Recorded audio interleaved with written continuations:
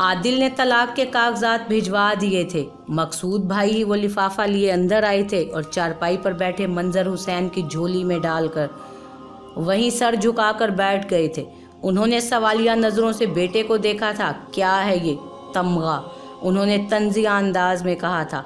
जो मौरका मेरी बहन और आपकी धीरानी मार कर आई है ना, उसकी फतह का। वो धक से रह गए थे। हाय, अम्मा ने सीना पीट लिया। कागज़ भेज दिया आदिल ने। अब्बा ने लंबा सांस भरा था। सारे पिंड में गर्दन तान के घूमता था मैं। मंजर हुसैन के खानदान की शराफत की लोग मिसालें देते थे। किसी में हिम्मत नहीं थी कि कोई मेरी ज़ात पे उंगली उठाता, और अब उनकी आंखें भीग गई थी। तूने हमें कहीं का नहीं छोड़ा नूरी, तूने मुझे बर्बाद कर दिया। तूने अपने प्यो की पग को मिट्टी में रोल दिया।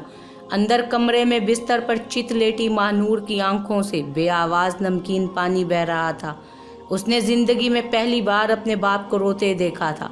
मुझे इजाज़त दें आदिल साहब, डॉक्टर जैन ने मेहमान खाने के बरामदे में रुक कर बराबर में चलते आदिल से कहा था। डॉक्टर साहब, आदिल ने उसके कंधे पर रसान से हाथ रखा था। मुझसे कोई गलती कोताही हो गई हो तो माफ़ कर देना। उस दिन गुस्से में मैं बहुत बदतमीज़ी कर गया। अरे साईं, कैसी बात कर रहे हैं? शर्मिंदा मत करें मुझे, मेरे पेशे में तो ये चलता है। ड्राइवर डॉक्टर जैन का बैग उठाए पीछे पीछे था। आप बस इस बच्चे का ध्यान रखिएगा। मुझे पता है आपको इस पर गुस्सा होगा, लेकिन वो मासूम जान, इसका क्या कसूर है? वो बच्चा वैसे भी इतना कमज़ोर सा है। वो सर हिला कर रह गया। चले, मैं चलता हूँ। आदिल उन्हें रुखसत करने तक बाहर आया। शाम किसी कंवारी दोशीज़ा की हंसी की जैसी थी। उसके शबाब पे अभी पीरी का गुमान तक नहीं था। वो गांव की हदूद से निकल रहे थे जब उनका फ़ोन बज उठा था। उनके घर से मुलाजमा बोल रही थी, साहब जी आप किधर हैं, जल्दी घर आइए। वो जल्दी जल्दी परेशानी में कह रही थी, हमना बीबी सीढ़ियों से गिर गई हैं। वो शॉक्ड रह गए। मेरा पुत्र, मेरा मुर्तज़ा, चाची मुझे इसके पास जाना है। और उनके पास बैठी इल्तजाइया नज़रों से वो उन्हें देख रही थी। उसने पता नहीं दूध भी पिया होगा कि नहीं। पूरा दिन गुजर गया, अल्लाह जाने वो किस हाल में होगा। चाची, आप अब्बा जी से बात करें ना, मुझे मेरा बच्चा ला दें। उन्होंने बेबसी से उसे देखा था। तुझे पता तो है नूरी, अपने बाप भाइयों का और अपने शोहर का भी। चाची आप बात करें ना, वो आपकी बात नहीं टालते हैं। वो मुतज़ब्ज़ब थी। मेरा चंद माह का बच्चा, वो मेरे और मैं उसके बगैर कैसे रह सकते हैं? उसने मेरे साथ इतनी मार पीट की है, खुदा ना खास्ता वो उसके साथ कुछ। वो दहल गई थी। वो जले पैर की बिल्ली की तरह सारे आंगन में फिरती रही थी। उन्हें ही उसकी हालत पर रहम आया तो शाम को वो मंजर साहब के सामने थी। भाई जी, वो माँ है, वो कैसे तय कर सकती है ना, वो कैसे रह सकती है बच्चे के बगैर? उसकी हालत तो देखें। मुझे उससे कुछ लेना देना नहीं है, उन्होंने तेजी से कहा था। चले मान लें, उसे गुनाहगार मान लें, बदकिरदार कह लें, लेकिन उसकी ममता पे तो शक नहीं किया जा सकता ना। वो उस बच्चे का क्या करेगा जिसे वो अपना खून ही नहीं कहता? नूरी की किसी खता को वो क्यों अपने पास रख के बैठा हुआ है? वो ज़रा रुकी। मेरी बात का ही मान रख लें, उससे बात करें, उसे कहें वो एक माँ और बच्चे के दरमियान में ना आए। उन्हें भी बिलकता अपने बच्चे के लिए तड़पता दिखाई दे रहा था। सारा वक्त वो उसके लिए परेशान रहती थी। उन्हें सब नज़र आता था। जैसी भी थी वो उनकी औलाद थी, इकलौती बेटी, लाडली बेटी। भले नाराज़ था मगर वो दिल अब भी अपनी बेटी के लिए धड़कता था। बासित अपनी टेबल पर बैठा किताब खोले पढ़ने में मसरूफ़ था। तभी दरवाज़ा धाड़ से खटका था और धप धप करता उमर अंदर आया। उसे पढ़ते देखकर मुंह बनाया था। क्या लाइब्रेरी जैसा माहौल बनाया हुआ है तूने मेरे कमरे का? तुझे पता है मुझे एलर्जी है किताबों से, दम घुटने लगता है मेरा। बासित ने कंधे उचका दिए। वो उसकी तरफ आया और किताब बंद की। चल बाहर चलते हैं, कुछ खा कर आते हैं। बासित ने फिर से किताब खोल ली थी। मुझे भूख नहीं और मुझे पढ़ने दे, तंग मत कर। वो मुंह बिसोर कर अपने बिस्तर पे गिरा था। या अल्लाह, कहाँ फंस गया मैं? अच्छा भला अपनी ज़िंदगी में मौज कर रहा था। दोस्त, पार्टियाँ, ख्वाबे, किस कैद में डाल दिया गया हूँ मैं? उसने पास पड़ी मेज़ पर से वो पैकेट उठाया और मूंगफली छीलने लगा। दाने मुंह में डालकर छिलके उसने बासित पर उछाल दिए थे। उसने नागवारी से उसे देखा। Behave yourself. वाओ, पेंडू होते हुए भी इतनी इंग्लिश। वो चुपचाप किताब पे झुका। कौन सा गोल्ड मेडल मिल जाना है इतनी पढ़ाइयों पे? तेरे पेंडुओं जैसी लुक पर किसी लड़की ने फिदा होना है, न प्रोफेसरों ने। वाइवा में नंबर मिलेंगे और न ही लड़कियों के नंबर मिलेंगे। बस बाल झड़ जाएंगे पढ़ पढ़ के। उसने फिर से छिलके बासित पर उछाले थे। कैसा बेहुदा इंसान है तू, वो चिल्लाया तो उमर हंसा था। Stop it. और ओह, फिर से अंग्रेजी में गुस्सा। उसने मूंगफली छीली थी, खुश हुआ और तोहफे में देता है ये। एक बार फिर छिलके उस पर उछाले थे उसने। ये बासित के ज़ब्त की हद थी। उसने वही किताब खींच कर उसको दे मारी थी। उमर उसके लिए तैयार नहीं था। मोटी भारी किताब उसका कंधा सेंक गई थी। बेगैरत आदमी, मैं डस्टबिन हूँ। इतनी बदतमीजी, मतलब इतनी गुस्ताखी। इस गुलाम का सर कलम कर दिया जाए। वो बासित की तरफ इशारा करके गुर्राया था। हाथ में मौजूद आखिरी मूंगफली छील कर उसके छिलके बासित की तरफ उछाले और बाहर को भागा था। वो उसके पीछे ही भागा था। रुक, ठहर जा, मैं तुझे बताता हूँ साले। उमर का मकसद पूरा हो चुका था। क्या मैं भाग रहा हूँ? अब्बास ने कपड़ों को बैग में ठूंसते हुए एक बार फिर से सोचा था। क्या मुझे यूं भाग जाना चाहिए? उसने बेड पर पड़ी उन रिपोर्ट्स को देखा था। क्या मेरा यूं भाग जाना मुझे मुजरिम साबित नहीं करेगा? वो थक कर बिस्तर पर बैठा था और उन रिपोर्ट्स को उठाया था। कागज के वो चंद टुकड़े किसी को गुनाहगार, किसी को मुजरिम बना चुके थे। भागना हर बार बुज़दिली नहीं होता, फरार कई बार मसलों का हल भी होता है। उसने कुछ सोचकर वो रिपोर्ट्स भी बैग में रखी थी। आदिल साईं, जो इल्जाम तुमने मेरे सर पर थोपा है ना, उसे उतार कर ही दम लूंगा। तुम देखना, ऐसे ही सारे मजमे के सामने तुम्हारे मुंह पे सच देकर मारूंगा। इंतजार करना। वो सामान गाड़ी में डालकर अब घर के बैरूनी दरवाजे पर ताला लगा रहा था। मैं बहुत जल्द वापस आऊंगा अपनी बेगुनाही के सबूत लेकर। उस दिन जब सूरज तुलू हुआ तो उसकी किरणों ने देखा वो आंगन वीरान पड़ा था। बैरूनी दरवाजे पर पड़ा वो जंग आलूद ताला अपने मालिक की राह देख रहा था। औलाद जितनी भी जालिम क्यों ना हो, माँ बाप उनके लिए रहीम ही रहते हैं। मंजर हुसैन ने भी अपने बेटों की एक नहीं सुनी थी और आदिल की हवेली जाने के लिए तैयार हो गए। अब्बा जी, अभी भी आपको उसी की फिक्र है जो सारे जहान की कालक हमारे चेहरों पे मल चुकी है? अभी भी उसी के आंसू नजर आ रहे हैं आपको? हाँ, उन्होंने बेबसी से कहा था। मुझे उसके चेहरे में अपना चेहरा नजर आता है मकसूद। वो अपनी औलाद के लिए तड़पती है तो मैं अपनी औलाद के लिए तड़प उठता हूँ। उसकी ममता की तस्कीन होगी तो उसके बाप के जख्मों को भी राहत मिलेगी। वो बोलते चले गए थे, मुझे ये करने दे, उसके लिए ना सही मेरे लिए। उस दिन जोहर के बाद वो आदिल के गांव के लिए रवाना हुए थे। असर की आज़ान बाद में बुलंद हुई थी। वो पहले उस हवेली के दरवाजे पर थे। चौकीदार उन्हें पहचानता था। वो तो जी घर पे नहीं है। वो ज़रा रुका। आप जनाजे के लिए आए हैं? वो तो जी जोहर के बाद था। वो ठिठक गई। जनाजा किसका? डॉक्टर जैन आंधी तूफान बने अस्पताल पहुंचे थे। हमना अभी तक आईसीयू में थी। साहब जी, वो किचन में थी। हमना बीबी के लिए सूप बना रही थी जब वो मुझे आवाज़ सुनाई दी और उनकी चीखें। मैं दौड़ी दौड़ी बाहर आई तो वो सीढ़ियों के पास पड़ी थी, खून बह रहा था। मुलाजमा ही ड्राइवर के साथ उसे लेकर अस्पताल आई थी।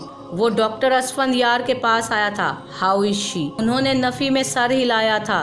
बेबी तो एक्सपायर हो गया है। वो धक से रह गए। इतनी जोर का चक्कर आया था कि वो लड़खड़ा कर रह गए। शादी के 7 साल बाद उन्हें औलाद की खुशी मिलने वाली थी जिस पर यह हादसा हो गया था।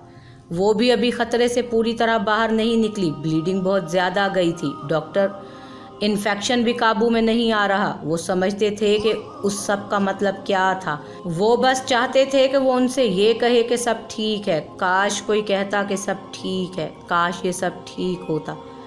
हमें यूट्रस निकालनी पड़ेगी डॉक्टर, आपको ये फैसला लेना ही पड़ेगा जैन, अपनी बीवी की ज़िंदगी के लिए। कुर्बुन की ज़ात में हर लम्हे के साथ बच्चे जन रहा था।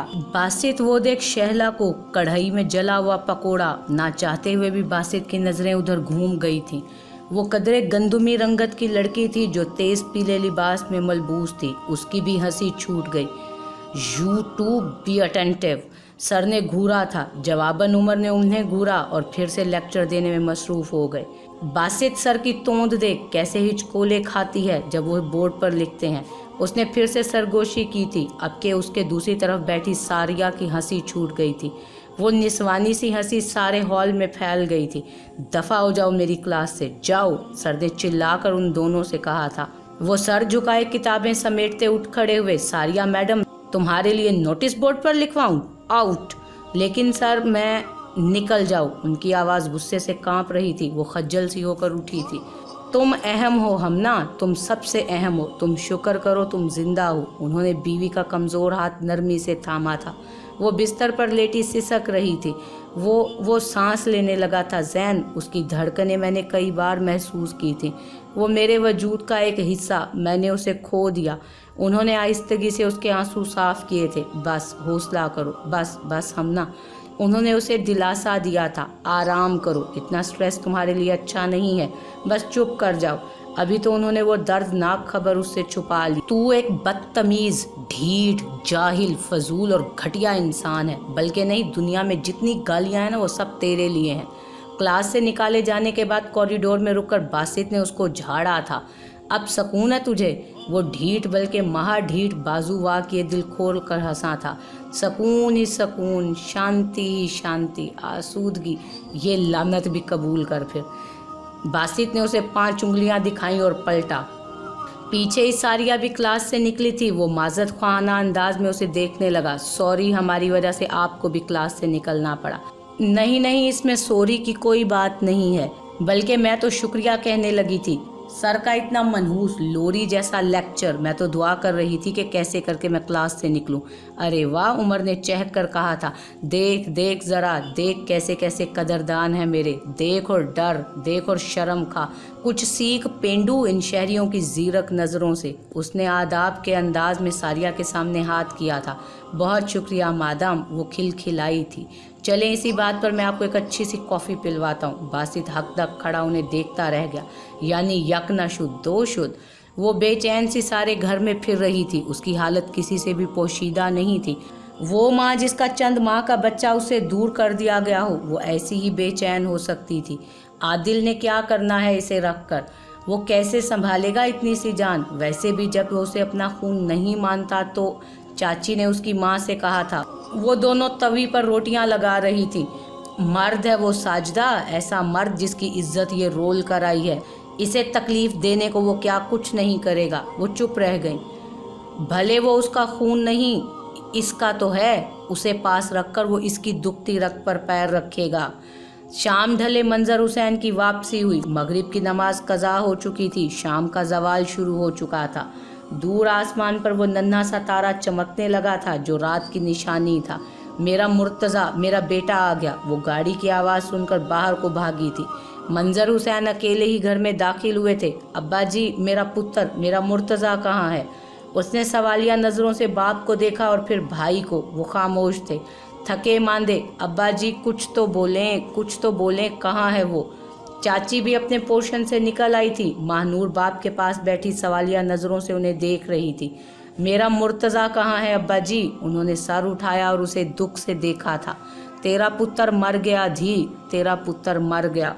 वो साकित रह गई थी। आज सुबह वो फोत हो गया। मैं जब वहाँ पहुँचा वो उसे दफना भी चुके थे। महानूर को लगा किसी ने कोई भारी शय उसके सर पर दे मारी थी। उसका जहन एकदम सन्नाटे में आ गया था। उसे लगा शायद वो बहरी हो गई है। हर शय अपनी आवाज़ खो बैठी थी। एक जामिद सन्नाटा था जो हर शय को ढांप चुका था। मंजर हुसैन अभी तक न जाने क्या क्या बोल रहे थे, लेकिन वो कुछ भी नहीं सुन पा रही थी। उसका जहन माऊफ होता जा रहा था। बस सब्र कर, अल्लाह को यही मंजूर था। उन्होंने सर उठाकर देखा। उसकी आंखों में लाल डोरे तेजी से बढ़ते जा रहे थे। वो चक्कर खाकर फर्श पर आ गिरी थी। नूरी, महानूर, नूरी, धीरानी, अब्बा जी, मकसूद भाई, चाची सब उसकी तरफ दौड़े थे।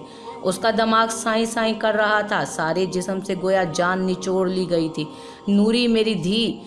उसकी बंद पलकों पे खून के कतरे नमूदार हो चुके थे। नाक से खून की वो बारीक सी लकीर बहकर ऊपरी होंठ तक फैल चुकी थी। उसका बेजान होता जिस्म तेजी से ठंडा पड़ रहा था। अब्बास बालकनी में खड़ा खामोशी से सड़क पर बहती रोशनियों को देख रहा था। जिंदगी अपनी रफ्तार से रवां दवां थी। कहीं कुछ भी नहीं बदला था। सब वैसा ही था जैसा वो छोड़ कर गया था। वो फ्लैट उसने 2 माह पहले ख़रीदा था जब उसकी शहर में जॉब हुई थी।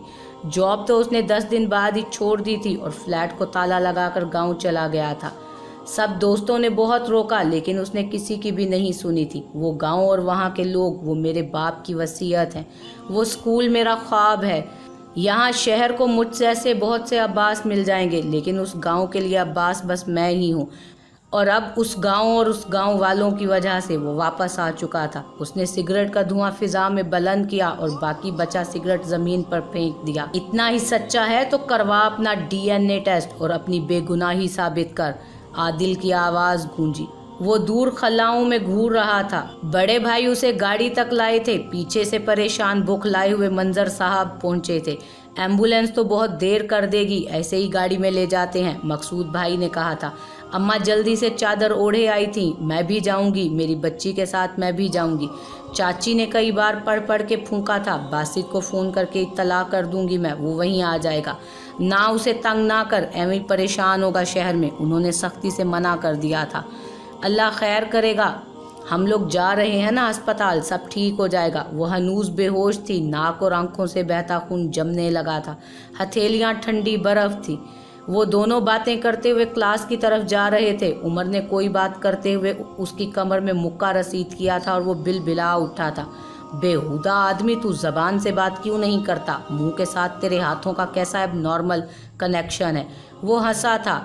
ये मेरा स्टाइल है, तू बच जा मुझसे। मेरे अंदर का ब्लैक बेल्ट जाग गया ना तो ये तेरी 4 हड्डियां पाश पाश हो जाएंगी।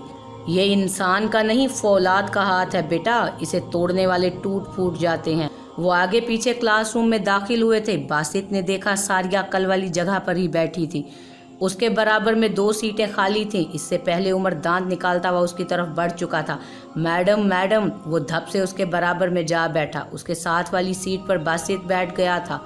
मैं पेशगी माजरत कर लेता हूँ अगर तुम आज भी मेरी वजह से क्लास से निकाल दी गई तो, क्योंकि मैं आज भी वही सब करने वाला। बासित ने उसे घर का था। खबरदार, मैं बता रहा हूँ तुझे, मैं बहुत बुरा हशर करूंगा तेरा। वो कहका मार के हंसा था। उसका नर्वस ब्रेक डाउन हुआ था। ये आमतौर पर तब होता है जब कोई बहुत गहरा सदमा पहुंचता है। हमारी ज़हनी कैपेसिटी हमारी जिस्म की कैपेसिटी से भी बड़ा झटका, वो सबको हिला कर रख देता है। उसे बेहोशी के आलम में 17 घंटे गुजर चुके थे। दिमाग में खून की नाली फट गई है जिसकी वजह से क्लॉट बन गए हैं। स्ट्रोक का हमला शदीद है। हम कोशिश तो कर रहे हैं, बस आप दुआ करें कि वो फालिज की तरफ ना आ जाए। दुआएं ही तो वो कर रहे थे उस दिन से जब से वो पैदा हुई थी। रब सोना मेरी धी को लंबी हयाती दे, मेरी शहजादी का नसीब अच्छा कर। रब सोना मेरी धी को सारी खुशियाँ दे। वो बूढ़ा बाप बिलक बिलक कर रो रहा था। इकलौती बेटी। इतने बेटे प्यारे नहीं थे जितनी वो अजीज थी। उससे बढ़ के कुछ नहीं था। ज़माना कुछ भी कहता, उनका दिल तो उसके वजूद में ही धड़कता था। अब यूं से ऐसे वो शौक से निकल नहीं पा रही थी। जिस्म का दर्जा हरारत बढ़ नहीं रहा था। ब्लड प्रेशर भी बहुत हाई होने के बाद अब बहुत नीचे आ चुका था। 24 घंटे बाद वो कोमा में चली गई थी।